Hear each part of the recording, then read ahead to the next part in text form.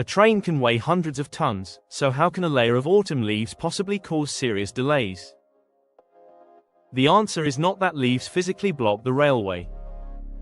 The real problem begins when leaves fall onto damp steel rails and passing train wheels crush them under enormous pressure. The weight and movement of the wheels compress the leaves into a thin, hard and extremely slippery layer on top of the rail. Railway engineers call the result low adhesion. It is often compared with black ice on a road because the wheel can no longer grip the rail as effectively as it normally would. A steel train wheel only touches the rail across a surprisingly small contact area. That small area must provide enough grip for the train to accelerate, maintain control and brake safely. When the rail becomes contaminated, powered wheels can begin to spin as the train tries to accelerate. During braking, wheels may slide instead of continuing to rotate normally. This means drivers must apply power more carefully when leaving stations and begin braking much earlier when approaching platforms and signals. Even when every train is being driven safely, those extra seconds quickly add up across a busy railway.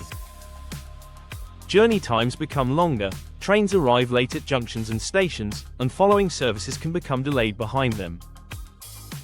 In severe low adhesion conditions, special autumn timetables may be introduced to give trains more time to accelerate and brake safely. The railway uses several methods to fight the problem. Special rail head treatment trains travel around the network using high-pressure water jets to remove the compressed leaf layer from the top of the rails. They can also apply an adhesion modifier containing materials such as sand and steel particles to help train wheels grip the rail more effectively.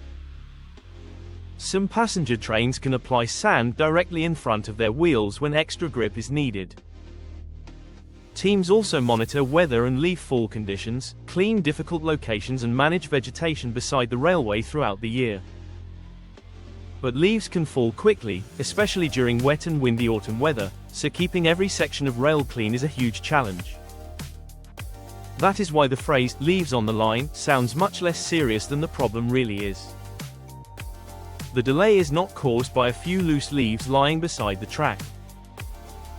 It is caused by a compressed, slippery layer between steel wheel and steel rail that can affect acceleration, braking and the safe operation of the railway.